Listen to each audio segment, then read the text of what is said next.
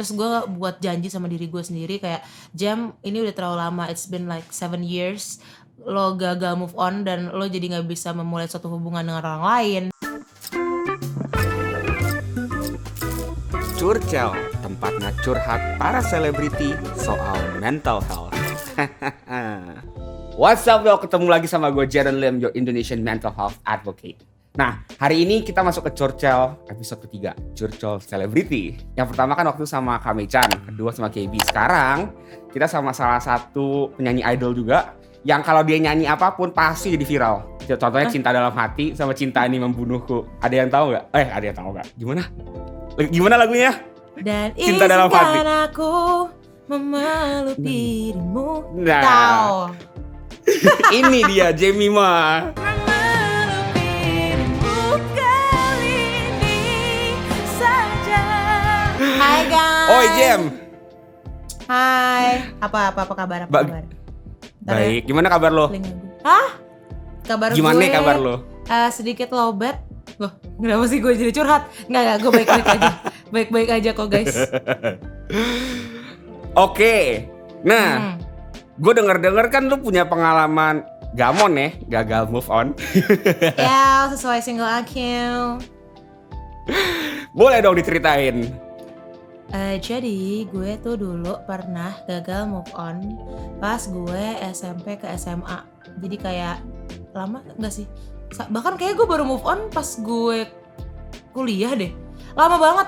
Jadi kayak gue kira gue udah move on gitu kan. Tapi kayak turns out belum, karena kemanapun gue dan dengan siapapun gue itu pasti kayak keingetnya itu orang lagi.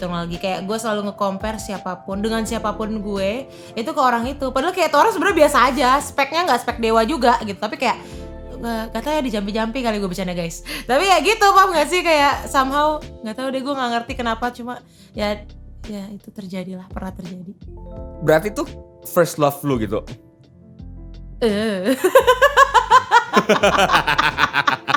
Delek gue kalau kayak gitu, ntar takutnya orangnya GR. Karena biasa gitu loh, gue juga gitu. Gue sama first love gue tuh, iya. gue pertama kali jadian tuh kelas 5 atau kelas 6 SD. Tapi gue sampai detik ini kadang-kadang masih kepikiran tuh orang. Gue lebih bingungnya kayak gue gak diapa-apain sih, tapi kayak kok gue bisa baper gitu. Kayak bisa bapernya kayak lama banget, padahal kayak udah putus kontak pun masih baper. Aneh ya gak sih? Kayak makanya gue udah mulai mempertanyakan kewarasan gue, but oke. Jujur. Bapernya gimana tuh waktu Baper itu? kayak gak tau ya, misalkan nih kayak gue kan satu bukan persekutuan ya, pokoknya satu lingkungan lah gitu. Jadi kayak kalau misalkan gue ketemu papasan yang tadinya mungkin gue kira kayak gue udah move on nih, itu ngeliat aja kayak gitu. Jadi ya gitu deh, gak jelas, baper gak penting, yang padahal gak diapa-apain tapi baper aja gitu. Bodoh deh pokoknya, gue ngerasa bodoh aja gue. Wow, itu lumayan baper banget sih, bukan baper dikit. Iya, itu bapernya bodoh, makanya gue bilang kan gak penting. Terus sekarang lu udah bisa move on? Udah jauh banget. Oh. Bye. Nah, waktu itu kenapa lu bisa move on akhirnya? Akhirnya karena gue, jadi tuh pokoknya ada satu momen dimana gue kayak mutusin, pokoknya kalau misalkan nih orang, jadi gue kayak akhirnya gini sih, sebenarnya alasan orang nggak bisa move on itu kan sebenarnya karena kepo ya, karena kayak masih bertanya-tanya whether itu orang masih sayang sama gue atau enggak, or whether itu orang masih kayak paham gak sih, kayak masih nyimpen perasaan, or mau ngelanjutin A B C D E F G kayak gitulah. Jadi gue lebih kayak kepo aja sebenarnya mungkin sekarang gue udah sadarin gitu. Terus untuk memusnahkan kekepoan gue, akhirnya gue kayak nge-confront aja. Terus gue buat janji sama diri gue sendiri kayak, Jam, ini udah terlalu lama, it's been like 7 years lo gagal move on dan lo jadi gak bisa memulai suatu hubungan dengan orang lain gara-gara itu gitu. Dan itu gak baik dan gak sehat buat diri gue sendiri kan. Jadi udah akhirnya gue kayak pokoknya misalkan dia jawab kayak gak bisa lagi atau gimana segala macem, from that moment lo harus kayak commit sama diri lo sendiri untuk bye gitu loh. Gimana pun caranya bye. Lo unfollow kalau perlu, lo apa, pokoknya do everything that you can sampai lo lupa gitu. Tapi akhirnya ya udah, gue dia jawab kayak ya dia udah sama orang lain etc. Udah akhirnya gue goodbye, gue langsung nge-cut off bener-bener semuanya, jebret, gue unfollow segala macem. Gue pokoknya berusaha yang terbaik, pokoknya gue ngomongnya gini, lo udah janji sama diri lo sendiri, ya lo harus tepatin janji itu gitu, karena ya lo akan semakin menyakiti diri lo gitu. Gimana kalau lama-lama kayak gini gitu. Berarti penting banget ya waktu itu lu bikin komitmen sama diri lu sendiri buat lu nggak baper gitu, tanda kutip lu nanya-nanya. Jadi kalau gue bisa simpulkan tuh, lu yang membuat lu baper atau gagal move on tuh adalah lu kepoin hidup dia terus gitu, dan masih belum bisa menerima gitu ya. Iya, gue lebih yang kayak gue kayak harus dapet deh, masa sih gue nggak dapet gitu, gue nggak sih, ego Virgo kurang ajar emang. Canda. Berarti sebenarnya cinta itu udah nggak ada dong pas lu udah nggak sama dia, cuma bukan cintanya yang masih ada, tapi the idea of ego lu, dan lu masih mau mendapatkan dia gitu, memorinya. Iya bener sih, kayak I guess kayak yang nge-trigger gue tuh, gue kepo untuk kayak misalkan relationship-nya bisa jauh, itu kayak gimana sih sama orang ini, lebih kayak gitu sih. Jadi kayak sebenarnya bukan, I don't think it's love, I think it's more like ego sih, dan ya gitulah, kebodohan masa muda ya say, gitu sih. Dan akhirnya kan lu sampai bikin single Separuh kan yang tentang Gamon itu, gimana ceritanya tuh? Itu kan udah berapa tahun kemudian tuh. Iya sih, jadi actually Separuh itu kan itu gue nggak bikin nulis sendiri. Jadi gini, ini lucu banget. Dulu 2017 gue pernah ngebuat single tentang, bukan single ya, I mean like I wrote a song tentang si orang ini. And then pokoknya semua liriknya at some point gue gak ngerti gimana caranya, pokoknya itu bisa bener-bener persis banget sama lirik lagu yang ditulis sama Eltandre. Eltandre is Raghu Lewi, Mita Lestari, and Andre. Itu mereka semua nulis lagu si Separuh ini persis banget liriknya, ketiplek sama apa yang gue tulis dulu nih 2017. Dan gue gak pernah sama sekali workshop atau even ketemu sebelumnya sama Eltandre, never. Jadi ketika gue dapet, gue kaget dong, gue kayak hah? Kok bisa persis banget sama yang dulu ini loh gitu, yang gue pernah tulis. Gue bingung banget, terus gue mikir kayak ya udah, mungkin emang gue harus, ya bukan harus sih, tapi kan emang lagu kan untuk kita bisa menyampaikan pesannya sulit kalau misalkan satu kita belum pernah ngalamin, yang kedua kalau misalkan kita ya nggak dalam banget di lagu itu, nggak nge-explore lagu itu dalam banget, itu untuk nyampe ke orang susah gitu loh. Jadi ya gue udah dapet privilege lah istilahnya, ini kisah lagu yang gua nggak workshop, yang datang ke gue tiba-tiba, tapi persis banget sama kisah gue. Jadi gue lebih kayak ya udahlah Jem, ya ini privilege kok buat lu bisa menyampaikan pesan lagu ini dengan mudah, ya udah. Tapi gue nggak bermaksud untuk kayak flashback gitu loh dengan mengeluarkan single itu, never, no, nggak mau. Tapi kayak gue lebih kayak ya udah, mungkin kisah gue yang dulu kalau gue sekarang lihat bisa gue tertawakan dan bisa dijadikan pelajaran, tapi kan bisa dijadikan juga sebuah karya. Si Separuh ini yang mungkin orang-orang banyak kan yang belum paham kan, belum move on, yang masih struggle and such, and mungkin gue bisa memberikan sedikit insight bagaimana mereka bisa lepas. Mantap, itu gue suka sih pas lu bilang lu menggunakan pengalaman lu, walaupun ya tadi kan lu bilang kayak lucu sih kalau you look back itu kayak stupid lu bilang kan. Tapi lu jadikan itu pelajaran, dan bahkan lu jadiin itu karya gitu loh. Itu gue pikir tuh luar biasa banget, karena banyak banget orang yang nggak bisa move on, akhirnya ya larinya ke hal yang nggak baik gitu, yang ke hal-hal negatif gitu. Tapi dengan lu menjadikan ini sebuah karya kan, itu membantu banyak orang, satu. Kedua juga, well, that's a positive thing gitu buat lu sendiri gitu.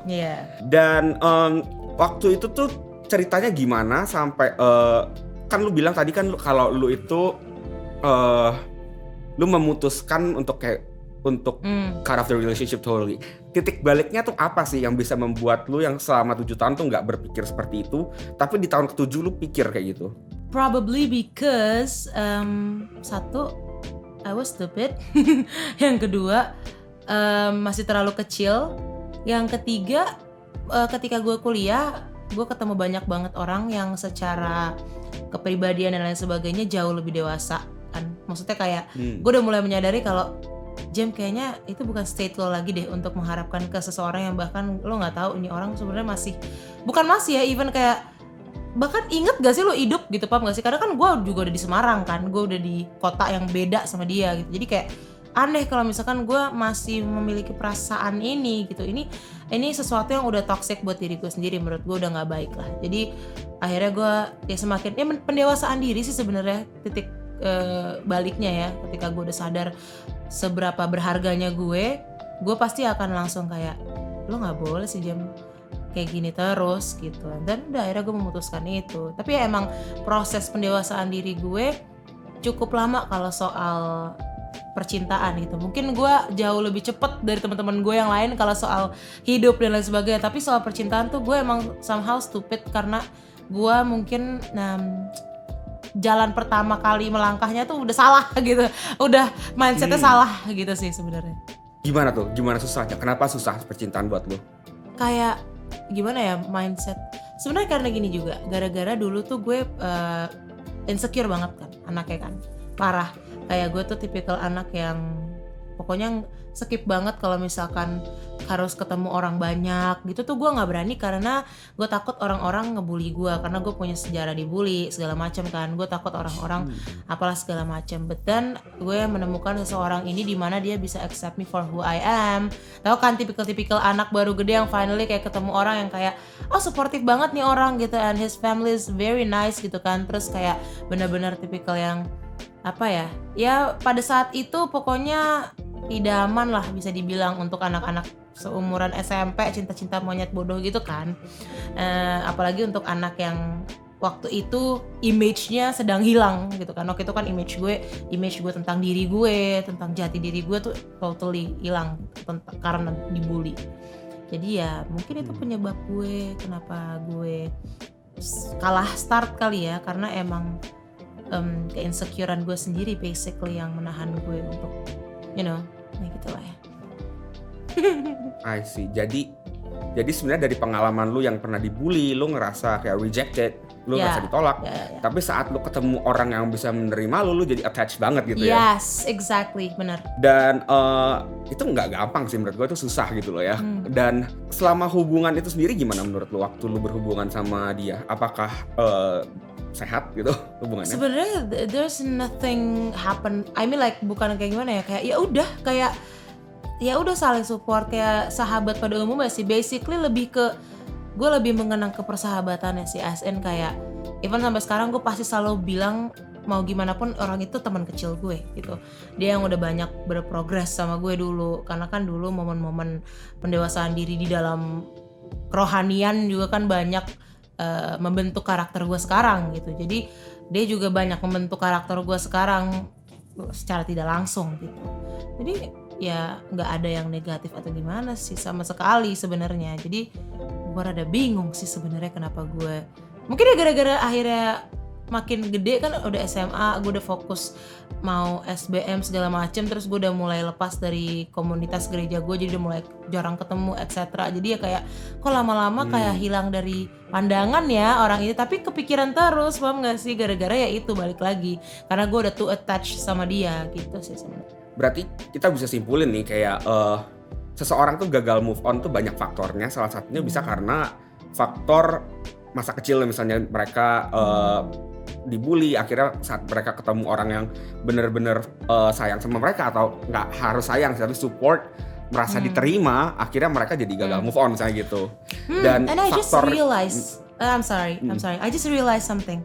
Kayak itu actually is a toxic relationship nggak sih? I mean like I'm not defining toxic relationship dari both ways ya, but it's actually toxic for me gitu loh. Karena kayak paham nggak sih, I keep poisoning myself berarti ya, basically dengan dengan ketakutan gue nggak ketemu orang yang sama kayak dia, and then I drag him untuk terus attach ke gue. I mean like even if dia sebenarnya dia tuh nggak sepeduli itu sebenarnya, cuman gue akhirnya membuat suatu apa ya kita bilang ya, suatu drama mungkin di kepala gue sendiri or something yang jadi bisa membuat gue kayak itu something like very special yang dia lakukan. Padahal kalau misalnya sekarang gue udah gede, gue ngeliat itu sebenarnya biasa aja kok gitu, yang orang-orang ya pada umumnya menjalani hubungan itu standar gitu lah, itu nggak yang special. It's actually apa yang harusnya human being lakukan dengan human being lainnya gitu. Jadi kayak itu sih sebenarnya, itu gara-gara bener sih trauma sih sebenarnya, trauma yang menyebabkan itu semua.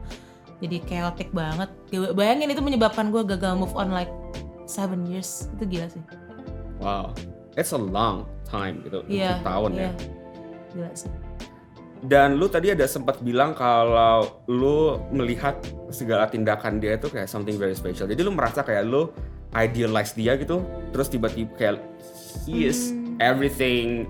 I gitu? guess so ya. I mean like karena sekitar juga sih. Salahnya sekitar gue umurnya juga segue. Jadi ketika dia melakukan itu ke gue, semuanya juga ikut fangirling, tau kan? Kayak gitu, you know. Kayak jadi gue juga ikutan dikasih makan ego gue gitu. Gue langsung sekarang gue pikir-pikir bodoh juga gue. Kenapa gue dengerin itu orang-orang ngomong, paham gak sih? Jadi sebenarnya but they didn't know lah waktu itu gitu. Jadi kayak ya udah pelajaran untuk semuanya lah menurut gue. Dan lu juga sempat bilang itu jadi dramatik banget gitu ya di kepala lu. Iya, seakan-akan tuh di kepala gue misalkan indah-indah banget, buruk-buruk banget, nggak jelas deh coba. Setelah gue inget-inget ya, padahal be aja sih setelah gue dewasa sekarang. Ya basically semua orang nggak sih bakal ngeliat kayak gitu. Kalau misalkan sekarang kita udah gede nih, kita akan udah cinta monyet. Dulu tuh kayak oh my god, no, enggak, cringe banget, gitu kan? Ya gak sih? Berarti hitam putih banget ya waktu itu lu pikirnya ya. Kayak kalau sesuatu yang dilakukan enggak banget langsung kayak it's very bad. Tapi kalau sesuatu yang dilakukan baik banget gitu. Black and white banget. Black and white banget. Gimana tuh pengaruhnya? Tadi kan lu bilang itu kan menurut lu ya, kalau ini adalah hubungan yang toksik ke diri lu. Apakah itu jadi sampai mempengaruhi self image lu? Ya, sangat dong. Karena gue jadi ini lucu banget. Tapi kan karena gue jadi kayak kekurangan dulu sebelum gue ketemu dia lah istilahnya, gue kan kayak kurang banget nih self image gue gitu kan. Tapi setelah gue ketemu dia kan kayak seakan-akan gue kayak I'm worthy lah gitu. Jadi manusia gue kayak special segala macem. Jadi gue akhirnya setiap ketemu orang yang ada flow-nya dikit, yang misalkan ya maksudnya orang I mean like dekat lah gitu, itu jadi kayak lo nggak pantas buat gue. Soalnya lo nggak nge-treat gue kayak dia dulu. Gue di ABCDE, lo gini kayak gitu, paham gak sih? Jadi gue jadi memandang semua orang rendah jatuhnya ya, maksudnya yang deket sama gue jadi kayak, paham gak sih? Karena menurut gue tuh orang udah paling keren gitu. I see. Berarti gue setuju sih pas lu bilang kayak bisa dibilang self image lu waktu itu dipengaruhi sama hubungan itu. Saat tanpa dia lu merasa self image lu rendah, tapi keberadaan dia itu mengangkat diri lu gitu ya. Iya. Bener sih. Kayak lu merasa orang yang paling worthy di dunia, something like that. Iya, bener banget sih. Dan saat itu apakah lu merasa kesepian saat gak ada dia? Kayak chronic feeling of emptiness? Iya sih, tapi kayak karena gue anaknya friends oriented kan, jadi ya lumayan gak kerasa sepi banget. As long as I have my friends around me, aku bakal kerasa kayak fine. Tapi kayak setelah gue pikir-pikir, mungkin karena gue kan juga gak ada figur ayah kan di hidup gue. I mean like nyokap gue kan single parent dari gue bayi kan. Jadi mungkin karena gue kehilangan sosok figur ayah gitu dari gue kecil, jadi emang gue jauh lebih banyak dulu ya teman cowok. Jadi gue jauh lebih nyambung apa segala macam tuh sama teman cowok. Karena mungkin kecenderungan dalam diri gue juga yang mencari figur cowok kan di hidup gue kan, karena gue udah hilang kan dari kecil. Itu yang membuat gue mungkin terlalu ketika gue udah nemuin figur cowok yang keren banget nih menurut gue, itulah akhirnya gue jadi obses, jadi kayak mendambakan banget. Padahal sebenarnya biasa aja, again gitu, balik lagi. Kayak fixated banget gitu ya, kayak kalau lihat karena lu merasa dulu lu nggak punya figur ayah, lalu saat lu ketemu figur laki-laki yang bisa replace figur caregiver seorang ayah, lu langsung kayak attach gitu. Yes, benar-benar. Right. Oke. Menarik sih menurut gue, dan itu menurut gue itu banyak dialami orang juga gitu ya, maksudnya makanya ini penting banget gitu. Dan sekarang gimana kalau lu? Apakah lu masih sama kayak gitu? Enggak, beda banget. Gue sangat nyadar kalau gue develop banget secara karakter sekarang. I mean for everything I've been through, I can say that I'm much wiser, bener-bener yang kayak better banget lah sebagai manusia, dan self image gue semua udah pulih, puji Tuhan. Maksudnya ya probably mungkin ya masih ada sedikit-sedikit lah yang belum bener-bener fully, bener-bener whole gitu, masih ada lah mungkin secara gue nggak sadar. Cuman ya udah jauh banget berkembangnya dibanding dulu. Terus sekarang gue udah mulai menyadari, gue sekarang tuh udah kayak sadar kalau ya gue berharga segala macam, dan gue deserve someone better yang bisa even love me more gitu. Tapi gue nggak merendahkan orang, as in kayak gue sadar proses pendewasaan orang, setiap orang berbeda-beda, proses hidup orang semuanya berbeda-beda. Gue nggak bisa pukul rata, gue nggak bisa bilang kayak lu nggak sepadan sama si itu karena itu segala macam. Gue nggak bisa bilang gitu, karena ya balik lagi gitu, hubungan yang mereka yang tahu. Misalkan teman-teman gue curhat gitu kan, terus ya kalau misalkan gue kayak ketemu orang yang deketin gue nggak melihat kayak ih lo nggak kayak gini, lo belum, berarti lo nggak cocok sama gue, berarti lo nggak level, nggak. Gue nggak lihat kayak gitu. Cuman gue pasti bilang kayak mungkin kita harus jalan sendiri-sendiri dulu, karena kayak kita ya masih ada yang belum klop lah, karena mungkin gue masih kurang pendewasaan di sisi ini dan lo masih kurang pendewasaan di sisi ini. So I guess kita bisa clash kalau misalnya kita bareng etc. gitu sih. Sekarang gue kayak gitu sih. Lu ngerasa banyak pendewasaan banget ya berarti ya, kayak perubahan di hidup lu ke arah yang lebih positif. Jauh sih. Gimana dengan relasi, kalau relationship sekarang gimana? Lu apakah ada relationship nih sekarang? Ada ya guys. Ada ya. Kita gali-gali dikit nih. Tapi pokoknya ada atau tidak ada. Sering banget gak sih gue jawaban gue nyebelin banget. Ada atau tidak ada. Pokoknya I feel so much better, bener-bener yang kayak sehat banget. Oke. Terus kayak apa ya, supportive as hell. Wih keren. Terus apa ya, ya pokoknya something yang gue nggak pernah rasakan sebelumnya. Sen kayak oh ternyata emang harusnya cinta tuh seperti ini gitu.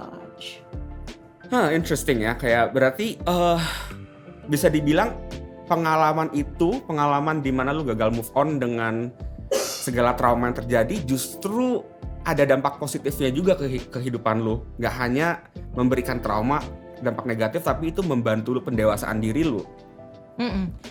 Gue selalu pokoknya konsep hidup gue selalu bilang gue nggak pernah menyesali apapun yang udah terjadi, karena semua itu adalah puzzle yang akhirnya menjadikan gue suatu kesatuan yang itu gue yang sekarang gitu. Gue nggak pernah menyesal akan apapun itu gitu, dan gue sangat grateful malah karena nggak semua orang bisa memiliki proses seperti apa yang udah gue jalanin gitu, despite masalah relationship ya. Tapi kan selain itu kan juga banyak banget gitu. Jadi ya gue nggak pernah menyesali apapun itu sih. Nice, keren sih. Berarti tadi kan lu bilang faktor yang bisa bikin lu move on, salah satu faktor utamanya adalah lu faktor pendewasaan, which is dari pengalaman ini. Nah, menurut lu trigger atau titik balik lu bisa apa ya, yang mempercepat pendewasaan lu tuh apa sih? Kayak hal-hal apa yang bisa membuat lu jadi lebih cepat dewasa gitu? I guess banyaknya asam garam kehidupan, itu pasti sih. Itu satu. Yang kedua, gue punya, puji Tuhannya gue selalu dikasih Tuhan circle yang positif. Jadi kayak circle gue setiap gue SMP, SMA, sampai gue kuliah, itu bener-bener apa ya, circle yang membangun. Jadi makin membuat gue semangat, misalkan menjalani apa, semangat menjalani kuliah misalkan. Tapi nggak cuma kuliah, maksudnya kayak hal-hal semua kan di dalam kuliah banyak banget ya. Apalagi gue anak rantau gitu, apalagi gue definisi ngerantau gitu. Jadi apalagi itu sih menurut gue yang paling ngebuat gue develop banget, perantauan tuh bikin gue develop banget sebagai ya human being ya, karena itu yang namanya proses pendewasaan. Kita harus sendiri struggle segala macam, apalagi dulu tuh gue financially unstable, definisi yang parah banget gitu. Jadi gue harus survive di tanah perantauan dengan uang seadanya, dengan yang gue harus sadar kalau nyokap gue nih kuliahin gue di sini tuh susah payah banting tulang. Gue nggak boleh failed, gue nggak boleh duit IPK gue segala macam turun etc. banyak banget lah gitu. Jadi itu sih pendewasaannya gila-gilaan di bagian pas gue rantau sih menurut gue. Wow, that's tough sih. Kira kita asam dan garam. Nyambung. Nah itu maksud gue menurut gue lu you went through a lot gitu ya, kayak lu tinggal sendiri. Apa yang lu maksudnya hubungannya apa kayak dari lu tinggal sendiri, lu hidup sendiri, lu kerja banting tulang karena financial unstable sama lu lebih cepet move on gitu misalnya. Kenapa lu apa relasinya tuh gimana gitu? Karena gue menyadari bahwa gue bukan maksudnya sombong ya atau gimana, tapi maksudnya gue menyadari bahwa gue semakin sadar kalau misalkan gue tuh state hidup gue, bukan state hidup ya, state karakter gue lah sebagai Jemimah gitu, itu tuh udah jauh banget dibanding gue yang dulu gitu loh, dibanding gue yang dulu gagal move on segala macem karena retreat ABCDE-nya itu gitu. Kok mau gue masih stuck sama orang yang nggak jelas sekarang di mana, nggak tahu gimana sekarang kondisinya sama siapa, apa segala macem.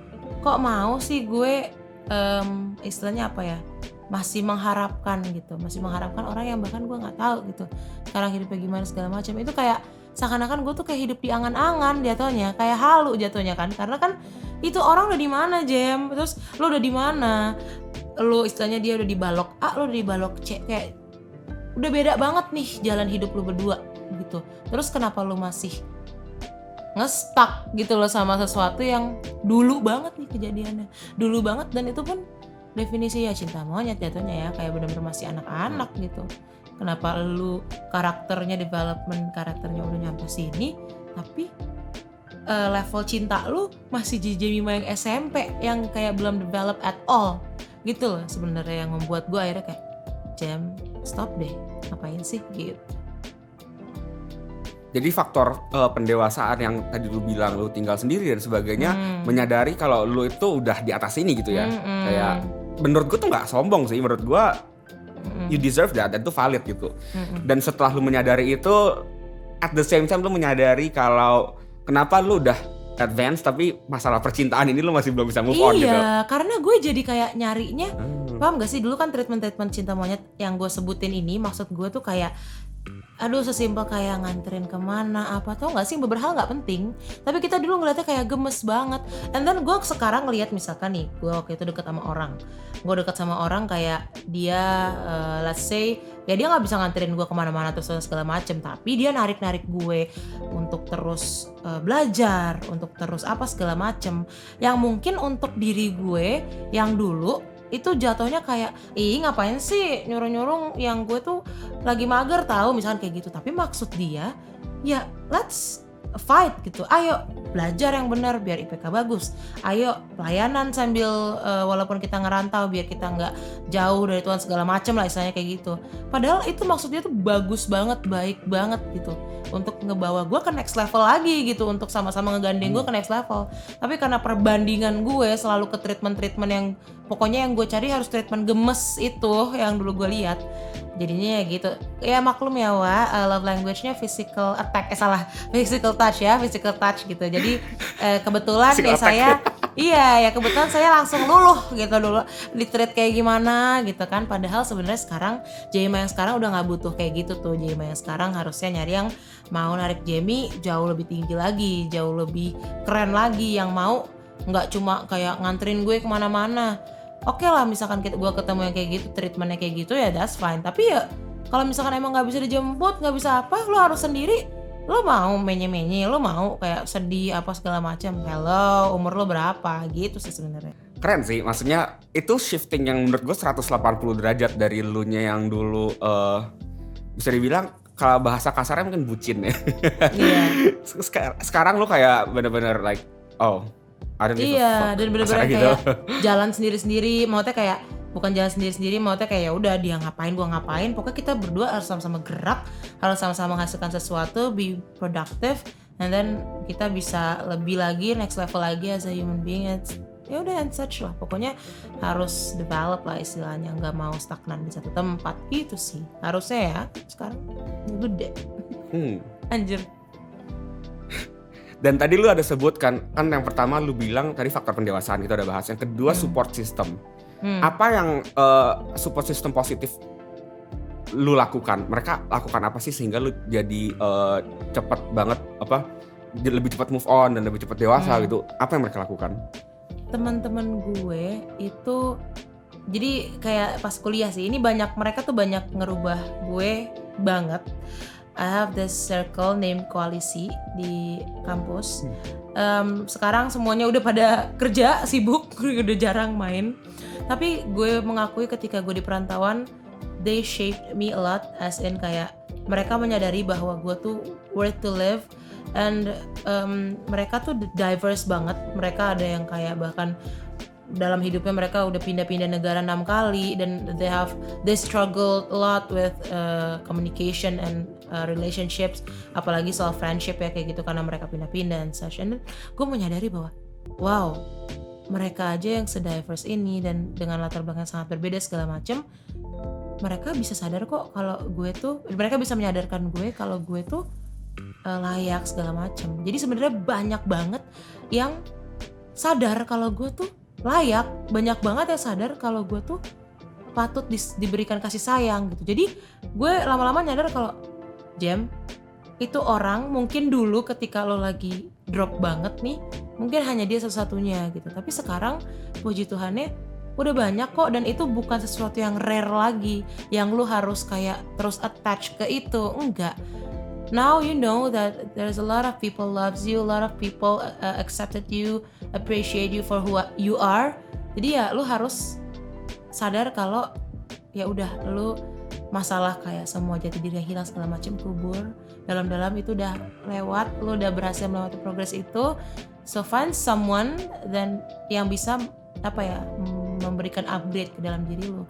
It's not about acceptance anymore about who you are, or nggak tentang nyari jati diri lagi, but more, you name it lah gitu, kayak do something untuk even more for this country misalkan kayak gitu loh. Jadi kayak ayolah upgrade lah. Kalau lu secara karakter aja udah bisa upgrade ini, masa lu percintaan masih di situ doang. Jadi itu sih circle gue benar-benar ngebuat gue sadar akan hal itu, karena treatment mereka juga yang luar biasa membuat gue merasa disayang dan di accept lah. Supportnya segila-gilaan. Wow, berarti penting ya kalau gitu buat orang yang belum bisa move on, biasanya diberi dikasih treatment, kalau dikasih tahu ke mereka kalau maksudnya di luar sana tuh banyak orang yang sayang sama mereka juga gitu, nggak cuma si orang A atau B itu kan. Yes, and lo juga harus sering ingetin kayak ya pasti jodoh nggak kemana nggak sih, dan kayak lo di sepanjang hidup lo tuh nggak bisa cuma mikirin cinta-cintaan doang. Bener kan kata orang-orang, lo makan cinta gitu kan, paham gak sih maksud gue? Lo oke lah, lo sama pacar lo, misalnya sama pasangan lo harus sama-sama besar, nggak bisa lo doang yang gede atau dia doang yang gede gitu. Namanya namanya pasangan ya, kita harus sama-sama membangun gitu, nggak cuma cinta menye-menye lah istilahnya. Jadi itu sih yang buat gue sadar, karena omongan mereka juga yang benar-benar ya menurut gue bagus banget lah kala itu untuk membentuk gue menjadi gue yang sekarang. Anjay, lu berubah drastis sih, kayak dua orang berbeda gitu. Jujur iya sih, kata teman-teman SD gue juga gitu, gue beda banget, parah. SMP gue juga. Kayak tadi lu sempat bilang pas lu kecil atau pas lu SMP ya, bukan kecil-kecil banget sih, cuma lu lumayan nggak suka dihadapkan ke dunia sosial karena lu ke banyak orang. Tapi sekarang bahkan lu masuk ke idol, lu muncul di depan banyak orang, dan lu punya banyak temen kan, ada Anggi, ada Ii, segala. Itu gila sih, karena ya bayangin aja idol itu bahkan my first competition ever yang segede itu. Even untuk akhirnya gue bisa memberanikan diri untuk melangkah ke situ, itu dengan ya basically karena gue secara gue nggak bisa mengatakan jati diri gue udah pulih seutuhnya, karena even di dalam idol pun gue sempat insecure. Tapi ya 70% lah udah pulih gitu ketika gue akhirnya memberanikan diri untuk melangkah masuk ke dalam ajang seperti itu gitu. Jadi ya udah lumayan jauh sih menurut gue ya perbedaannya, karena kan itu juga gue udah mau semester 7, udah hampir kelar gue kuliah kan pas gue masuk idol. Jadi udah progres gue udah beda banget sih, udah jauh banget. Gue suka tuh tadi pas lu bilang 70% nggak terlalu perfect. Itu tuh mengimplikasikan bahwa sebenarnya yang namanya progres tuh nggak linear, tapi ada naik turun, naik turun, naik turun, right? Bener, karena ketika sebelum gue masuk idol, ketika gue sebelum masuk idol, gue ngerasa suara gue tuh udah bagus banget coy. Paham gak sih lo? Kayak self image gue udah 100% tuh mungkin ya. Pede banget tuh gue anaknya. Gue jujur-jujuran aja ya. Dulu tuh gue anaknya over pede malah menurut gue. Dan menurut gue Tuhan didik gue masuk ke Idol biar gue balik lagi ke bumi gitu loh. Karena gue pas gue di kuliah gue mendapatkan circle yang mampus positif. Terus gue definisi jadi anak prestatif di kampus, disayang dosen kayak gitu kan segala macem. Jadi gue kayak hore, I win this competition. Maksudnya kayak competition di bumi lah, dalam artian akhirnya gue menangkan di kompetisi gue di bumi. Istilahnya kayak gitulah, tentang struggle gue dengan self image and such gitu. Tapi ketika gue masuk Idol gitu kan, gue langsung wah, gue baru sadar gue udah di luar bumi deh kayak kemarin tuh. Dan gue akhirnya kayak Tuhan bawa kembali lagi ke bumi kalau ayo santai, masih inget, masih banyak di atas langit, masih ada langit. Tapi bukan berarti kamu rendah, kamu masih langit gitu. Tapi ya di atas langit pasti masih ada langit. Jadi kayak jangan pernah puas, progress terus, ayo upgrade diri terus gitu sih. Jadi itu salah satu pendewasaan diri juga ketika gue masuk Idol. Karena gila, ketar-ketir lah gue nengok ke kanan mantan ini X Factor, nengok ke kiri juara 3 The Voice. Gue kayak ngapain gue di sini gitu kan. Gue nggak pernah lomba nyanyi, tiba-tiba gue dihadapin sama yang suaranya menyeramkan gitu kan. Ada KB lah gitu kan yang mantan BGB udah kayak gimana. Gue udah kayak ngapain gue di sini gitu kan. Tapi ya udah, itu pendewasaan diri gue yang gila-gilaan. Bahkan sampai sekarang pun akhirnya gue kayak probably you're not kayak suara lo, oke suara lo bagus segala macam, tapi ya dia juga suaranya bagus, dia juga punya plus, lo juga punya plus, semuanya punya plus. Jadi akhirnya kita semua plus ini bisa menghasilkan suatu karya luar biasa buat industri musik Indonesia gitu. Wow, anjay, keren sih. Anjay. Ini juga keren banget menurut gua karena tadi lu sempet bilang dulu tuh lu black and white banget kalau pikir. Tapi pas lu bilang, tadi lu bilang gini, gua masih langit, tapi di atas langit masih ada langit. Menurut gue itu perubahan pola pikir yang sangat advance banget, karena itu berarti lu udah menyadari kalau di dunia ini nggak hanya ada hitam dan putih, tapi ada gray area juga. Yeah. Lu bisa merasa, lu bisa punya apa ya? Adequate apa ya bahasa Indonesianya? Lu punya enough kayak self image, lu tuh bukan orang yang buruk, tapi at the same time lu juga menyadari kalau lu masih perlu mendewasakan diri lagi gitu. Yes, karena pembelajaran gak pernah berhenti sampai kita ntar udah kelar di bumi ini baru lah. Right. Dan tadi sih yang gue mau sampaikan adalah pas lu bilang yang naik turun gitu, lu pernah belajar gak sih yang 4 stages of grief? Pernah. Atau ada yang 4 stages, ada yang 5 stages, oke. Iya. Nah itu kan sebenarnya iya kan, orang kan pikir kalau grief misalnya karena putus cinta gitu itu linear itu. Itu pun sebenarnya enggak loh. Orang setelah menerima pun dia masih bisa balik lagi gitu. Yes, benar. Apakah sekarang menurut lu masih ada, maksudnya di fase itu, maksudnya fase turun lagi gitu? Oh iya, karena setelah Idol Tuhan berkati sangat banyak.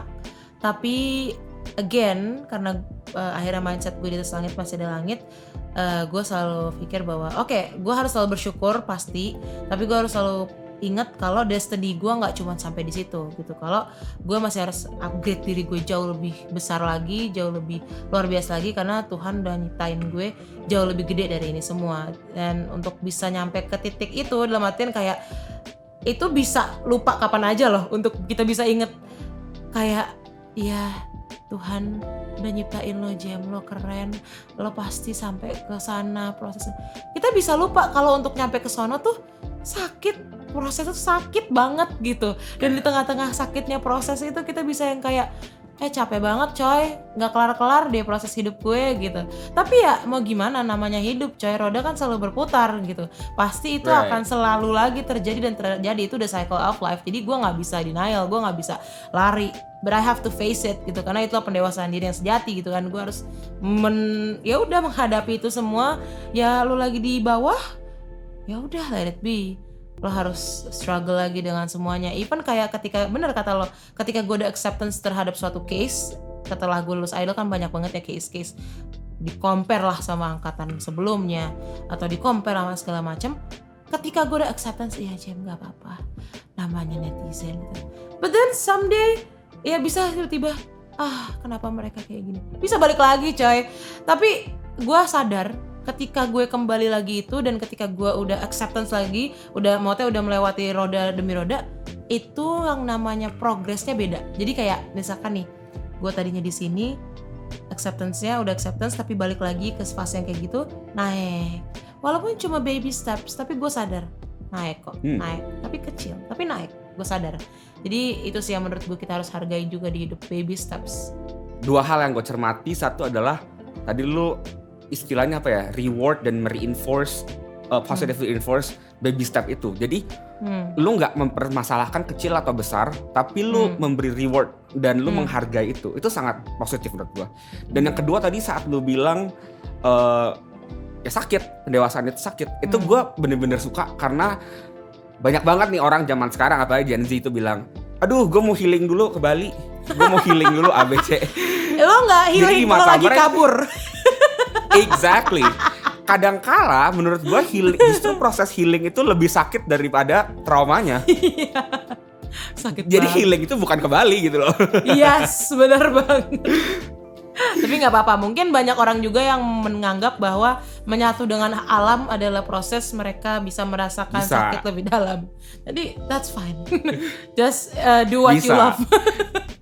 Karena tiap orang beda-beda kan. Kayak kalau dari lu, dari perbincangan kita, gue ngerasa lu salah satu coping lu tuh adalah dengan spiritualitas. Kayak misalnya spiritualitas dan sosial.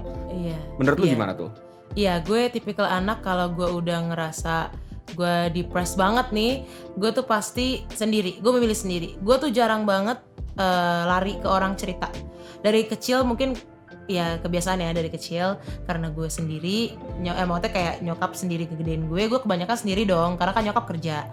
Jadi gue apa-apa pasti gue lari ke kamar, tutup pintu, doa. Itu udah kebiasaan gue dari kecil. Jadi gue kebiasaan sampai sekarang nggak pernah ngomong sama orang, doa, nangis. Gue nggak pernah menyangkal bahwa gue tuh cengeng, tapi cengeng gue tuh bagus karena ketika gue nangis, gue menyadari bahwa nangis itu adalah stress relief gue. Tiap gue nangis tuh gue merasa kayak gue mengeluarkan semua negativity lah dari diri gue lewat cairan-cairan air mata itu. And then after gue nangis dan gue udah kayak lega, gue udah teriak-teriak, gue merasa kayak gelas kosong lagi, as in kayak gelas kosong, kayak siap proses lagi gitu sih. Jadi gue udah menemukan kayak apa ya, menemukan cara lah untuk gue bisa mengkosongkan lagi diri gue. Mungkin tadi udah meluap-luap dengan semua overthinking ya kan, dengan semua thoughts yang nggak penting, gue bisa kosongin lagi terus kayak pelan-pelan. Tapi itu takes time banget parah. It does, ya. Berarti penting sebenarnya ya kalau untuk orang-orang tuh sebenarnya mencari coping skill-nya, karena nggak semua orang coping skill-nya sama gitu. Iya. Mungkin buat lu nangis gitu ke kamar, doa. Buat gue nyanyi, gue suka latihan remembrance gitu, walaupun gue nggak sebagus KB. Takut banget. Tapi gue menang nggak sih? Takut banget. Itu gue suka banget karena kayak gue merasa kayak gue harus fokus kan, kayak gitu, kayak dirahang segala. Itu kayak I like that. Itu mindful banget loh buat gue. Tapi mungkin buat gue nggak suka kayak ke kamar sendiri doa, karena gue merasa gue gue nggak cocok aja gitu lah. Itu bukan buat gue. Berarti penting ya menurut gue kayak setiap orang tuh mencari coping skill mereka masing-masing. Penting banget, karena teman-teman gue ada beberapa yang udah nemu coping skills-nya dan aneh-aneh sih. Ada teman gue yang kayak coping skills-nya dia bisa kayak naik motor jam 2 pagi literally keliling-keliling sendiri teriak-teriak. Gue kayak dangerous but gitu. Tapi menurut dia itu dia nyaman di situ gitu. And then ada teman gue lagi yang merasa coping skills-nya emang harus jalan-jalan, kayak healing segala macam. Itu benar-benar membuat dia jadi gelas kosong, meditasi segala macam. Kan di Bali kan banyak nyediain kayak gitu ya. Jadi teman-teman gue emang aneh-aneh beda-beda gitu. Tapi gue grateful mereka udah nemuin, banyak dari mereka udah nemuin coping skills-nya menurut gue. Right. Dan caranya gimana sih lu nemuin coping skill yang cocok buat lu? Gue tipikal anak, ini gue gak bisa pukul rata ke semua orang karena gak semua orang seberuntung itu. Tapi gue cepet nemu karena gue tuh tipikal anak yang bisa dibilang gue friends oriented tapi juga individualis sih. Tapi jadi bukan individualis, gimana ya jelasinnya. Jadi gue tuh kayak anak yang emang, gue tuh sebenarnya introvert ya. Jadi tuh gue suka sendiri kan. Jadi emang dari kecil gue menyadari bahwa ketika gue sendiri, gue akan sangat mudah menyembuhkan diri gue gitu. Dari kecil gue udah sadar itu sih. Jadi ya untung ya gue nemu dari kecil. Tapi gue nggak tahu nih kalau misalnya teman-teman gue kan banyak yang suka dengerin A B C D E. Banyak orang yang kadang belum punya pendiriannya sendiri nih, kebanyakan dengerin orang. Akhirnya mereka bingung mau pilih yang mana, padahal sebenarnya mereka harusnya tanya lagi sama diri mereka sendiri kan. Lo sebenarnya nyamannya gimana sih gitu. Kadang banyak orang yang memilih untuk berpura-pura depan orang gitu kan, kayak pokoknya biar orang senang, misalkan gue mau healing nih ke Bali, lo ikut nggak? Ikut deh, gue juga mau healing. Padahal sebenarnya itu bukan cara dia healing, dia malah pulang dari situ duit habis, stres gitu kan. Banyak juga orang kayak gitu, jadi gue juga bingung kan mau ngejelasin gimana. Kayak ya lu dengerin lah kata hati lu menurut gue, karena pasti lo akan sadar kok lo tuh sebenarnya butuhnya kayak gimana ketika lo sedang membutuhkan untuk mengosongkan gelas lo. Nice. Dan lu memvalidasi emosi lu sendiri loh. Lu mengatakan kalau sedih itu nggak apa-apa gitu loh. It's human gitu. Lu mengosongkan gelas. Itu susah loh untuk itu. Jadi orang nggak semuanya bisa acceptance kalau sedih itu nggak apa-apa. Iya, apalagi cowok bisa toxic masculinity. Mereka merasa kalau nangis tuh nggak boleh. Benar. Nangis tuh lemah. No, I don't think so. Benar. Gitu. Benar. Justru menurut gua orang yang bisa menunjukkan emosinya itu jauh lebih strong karena stigma tentang sadness, stigma tentang emosi negatif itu kan sangat buruk, apalagi di kalangan orang Asia gitu ya. Dan dengan mereka berani menunjukkan itu, mereka tuh strong banget menurut gua gitu. Yes, benar. Berarti mereka udah accept who they are. Acceptance. Benar. Jadi yang gue bisa simpulkan dari perbincangan kita hari ini itu adalah orang-orang yang gagal move on tuh banyak penyebabnya. Salah satunya bisa karena dari trauma mereka masa kecil, karena dibully, atau mereka nggak mendapatkan sosok figur pasangan gitu, jadi mereka mencari di luar dan akhirnya attach. Dan salah satu faktor yang membuat lu lebih cepat move on adalah dengan pendewasaan diri, which is didukung dari kesadaran lu sendiri dan at the same time dari social support lu ya, dari orang sekeliling lu. Dan juga selain social support, pendewasaan diri itu disertai dengan dua hal, yaitu acceptance. Lu bisa menerima bahwa hidup lu itu gak linear tapi ada naik turun, dan lu menghargai itu. Dan at the same time lu juga melakukan coping skill yang membantu lu bisa move on dan bisa jadi lebih dewasa. Menurut lu benar gak kesimpulan gua? Benar banget. Mantap. Lu ada kira-kira last words gak buat netizen menurut lu? Pesan terakhir. Itu mah Liodra ya? Enggak, masalah. salah. Apa ya? Apa ya? Pokoknya even aku pun masih sama-sama kalian, masih sama-sama berproses ya di bumi ini gitu kan. But that's fine gitu. That's fine to have emotions. It's fine to feel sad. It's fine to feel overwhelmed. It's fine if you want to take your time alone. If you don't want to nggak mau berada di sekitar orang. Just menurut gue ya, be yourself lah. Jangan terlalu jadi people pleaser, karena itu bisa consuming your kasihan sumpah. Soalnya gue mantan people pleaser dan gue sadar jiwa gue tuh kasihan banget gue sama diri gue dulu gitu, yang people pleaser gitu kan. Padahal kita tuh sebenarnya nggak bisa kayak gitu. Kita butuh mengedepankan lah yang namanya emosi kita, namanya kesedihan kita segala macam. Udah, kita keluar semua guys, jangan ditahan, jangan di jangan menjadikan itu toxic buat diri kita sendiri, jangan menjadikan itu racun lah. Jadi itu sih paling. Terusnya udah, kalian semangat aja. Kalau misalkan emang belum waktunya move on, ya udah nggak apa-apa, nggak usah dipaksa sih menurut gue, karena move on itu punya waktu masing-masing. Move on itu nggak kayak teman lo cepet, belum tentu lo juga harus cepet. Pokoknya semua hidupnya roda ini semua biar aja berputar, cycles terserah. Pokoknya kalau udah waktunya lo move on, pasti lo akan move on. Yang penting lo sudah berusaha. Yang penting kita udah berusaha sebagai manusia ya kan, kita udah berusaha untuk detach, kita udah berusaha untuk acceptance, and let the universe do the rest. Gitu sih. Anjay. itu tiga yang lu sebutin, detach, terus tadi lu bilang acceptance, sama let the universe does their job. Itu bener-bener definisi mindfulness banget anjir. Itu like 100% mindfulness. Lu bukan psikolog tapi lu mengerti konsep itu tuh keren banget sih. Takut loh. Gue gak tahu itu apa, but thank you. Alright. Nih, ini di akhir kita punya perbincangan hari ini tuh, tim gua udah nyiapin games buat kita. Katanya mau dibikin battle. Apa tuh? Jadi battle katanya kan Jemimah, seorang Jemimah itu adalah tukang bikin viral. Semua yang dinyanyiin sama dia tuh pasti viral. Ini bukan gue yang bilang ya. Gue tuh chat si Anggi dulu kemarin. Gi, gue kalau mau bikin challenge buat Jemimah apa ya? Dia bilang bikin kasih lagu suruh dia improve. Kita lihat viral tau nggak? Buset, kurang ajar Anggi ya. Jadi, kalau lu mau omelin si Anggi dia nanti.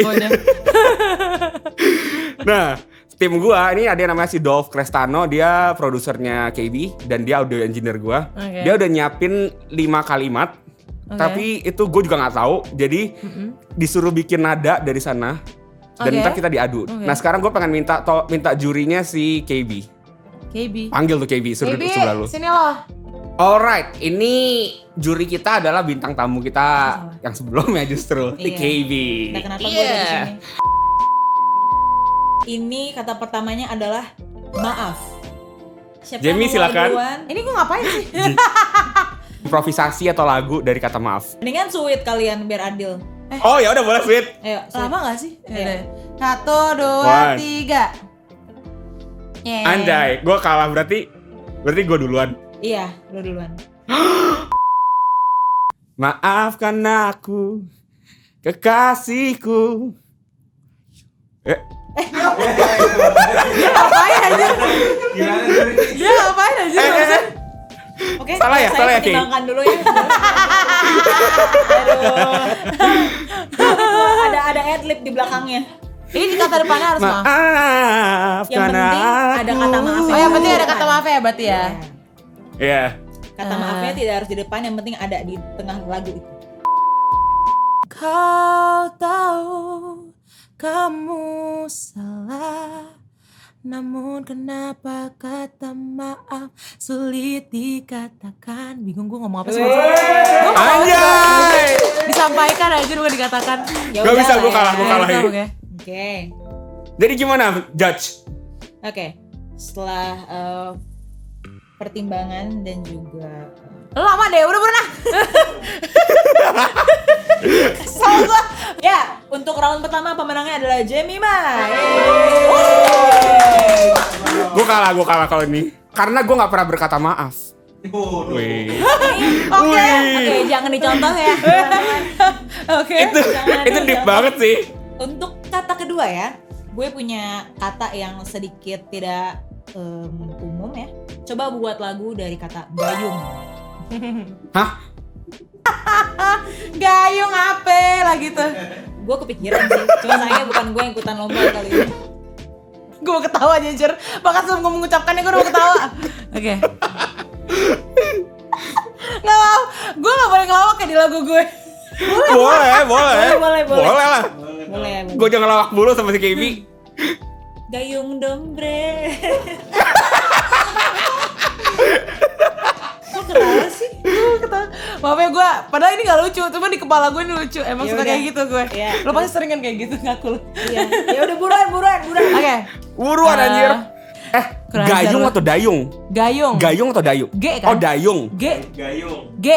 Oh, gayung. Oke. Gargle. Nah. Oke. Ketika kau gayungkan aku, aku tahu harusnya itu gantung. Apa sih? Apa? Aduh, gayungkan aku tuh apa? Kan pasti mikir goyang. Padahal itu gantung. Jaren tinggal di Amerika, tidak ada gayung untuk cebok. Bener tapi fakta. Coba gimana versi studio versionnya coba. Studio version. Yang lebih Gayung tidak ada di Amerika. Aku bawa gayung dari Indo karena tidak bisa cebok. Jadi aku bawa gayung dari Indo. ini sebenarnya Anjir. semacam lagu yang cocok buat masuk iklan layanan masyarakat di Amrik ya. Supaya masyarakat Amrik mulai pakai gayung. Berfungsi. Iya. Bagus. Keren. Boleh. Suka gue. Baiklah, Saya sangat tertarik dengan konsep yang ditawarkan oleh saudara Jaren Lim. Maka oleh itu saya akan memenangkan Jaren. Wih, satu sama. Yang ketiga. Ya, yang ketiga ini tidak kalah. Enak sendiri gue bayangin Gayung. Tidak kalah Apa? umumnya ya. Coba buat lagu dari frase tong sampah. Oke Jamie. Gue ya? Iya lu dulu. Pak Jamie aja. Damn. Tong sampah. Tong sampah anjir. Nggak, please jangan iklan layanan masyarakat lagi. Di Amerika ada tong sampah kan? Tong sampah. Tanpamu ku tak dapat hidup. Gak ada tong sampah, gak bisa hidup Lu anjing. gak bisa hidup sama tong sampah anjir. Apa sih? Lu pemilik perusahaan tong sampah bagaimana ya maksudnya? Lu nggak bisa. Oh iya, gak ada Iya, duit ya. nggak ada duit. Gak ada cuan nih kalau gak ada tong sampah.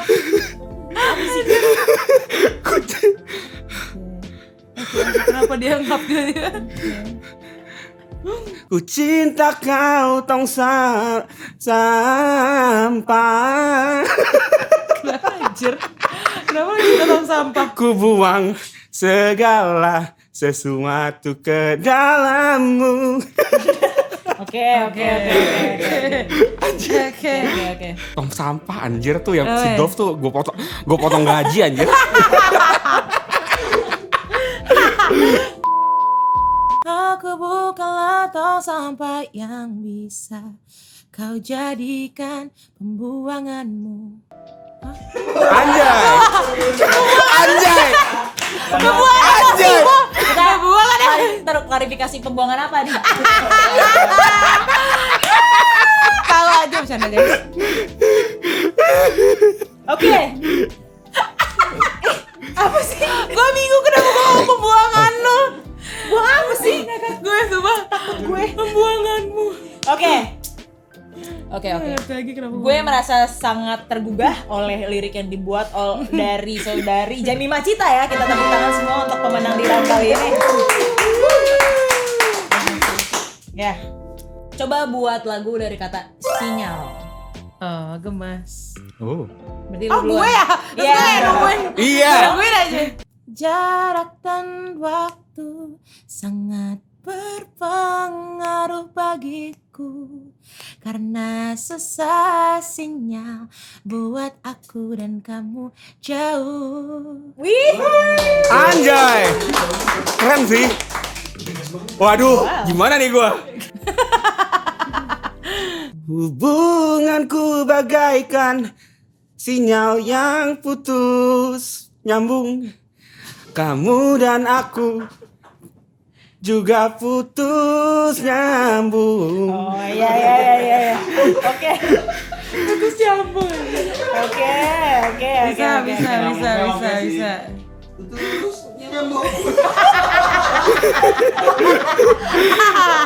Ada ransnya gitu. Catchy-nya tuh di situ. Catchy. Selling point lagunya tuh di situ. Terus nyambung. Iya. Benar sih. Iya. Benar. Oke. Untuk round yang keberapa sih ini udah Keempat. Empat. Keempat ya. Ya. Untuk round keempat ini dimenangkan oleh saudari Jamie Cita. Anjay. Jadi 3-1. Iya benar. Terus gue buffer. Ya, gue udah pasti kalah dong kalau gitu. Walaupun satu lagi. Gitu Nah, ya. ronde terakhir poinnya 1000 Jer. Oke. Yang terakhir itu yang menang. Oke. Silakan. Yang kelima apa? Kalimat frase terakhir.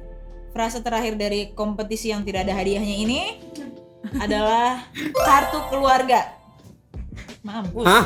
Gue jadi peserta Oh. juga gak tahu bikin lagu apa ya, kartu keluarga.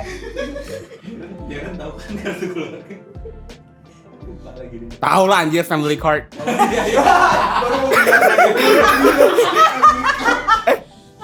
Iya kan family card. Is it? Iya bener, gak salah. Gak salah sih. Aduh, gimana kalau biar seru, ini nggak usah jadi frase, tapi dua kata terpisah. Jadi bisa lu selipin, yang penting ada kartu dan ada keluarga. Gimana? Boleh? Kartu keluarga yang kosong, ku ingat namamu langsung. Harusnya namamu ada di dalam kartu keluargaku. Yeay. Itu lagi ada di otak gue. Itu juga ada di otak gue. Lanjutannya sebagai ibu bapakku. Coba bener boy. Banyak rintangan yang harus ku jalani saat ku berhubungan denganmu, sampai aku nyaris tercoret dari kartu keluargaku.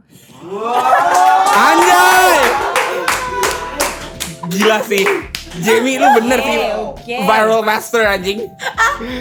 Apa anjir? Dia berapa detik langsung bikin lagu anjir. Ya Enak gue lagi. harus ubah konsep karena lu udah ngambil konsep gue. Jadi siapa? Penentuan siapa yang menang? Jadi siapa yang menang? 1000 itu loh. Yang menang James. 1000 poin ini buat siapa? Iya, 1000 poin. Iya. Iya. Kali ini gue menerima. Oh. Karena emang bener bagus. Kalau Riff and Rush waktu itu gue masih gak terima karena gue lebih bagus anjay. Oh oke baik. Sangat kompetitif ya orang ini. Apa ini dia? You Apa be the sign dia? judge. You be the judge. Apa sign dia? Sign dia? Selain dia apa? Sign. Scorpio. Sign. Scorpio. Tapi Scorpio. Leo rising. Oh oke. Enggak sih gue Venus yang Leo. Iya, Venus lo yang Leo. Oke deh. Karena lu punya single separuh. Anjay. Habis ini kita duet ya. Alright, kita duet sekarang.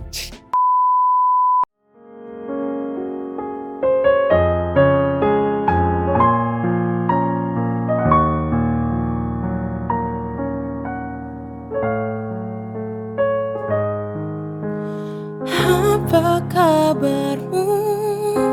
Sudah lama kita tidak bertemu, tidak bertemu.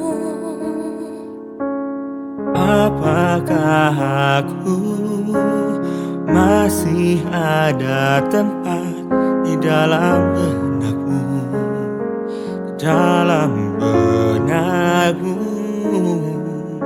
Setelah kau pergi, Setelah kau pergi, tak ada lagi keberanian untuk membuka hati. Ku mencoba terlihat utuh. Sebenarnya ku tinggal separuh. Hati ingin kamu, kau tak ingin. Kau tak ingin aku. Sesingkat apapun cerita kita,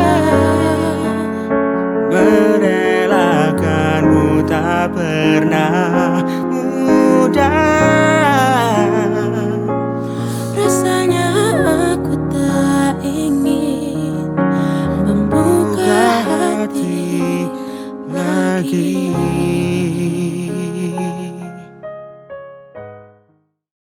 Alright, thank you banget Jam udah datang hari ini. Gila lu Thank jauh-jauh you. dari Tebet ya. Thank you banget udah datang. Jangan lupa subscribe channel gua, follow IG gua, follow IG-nya Jamie. Jangan lupa Kalau tonton lu single aku guys loh.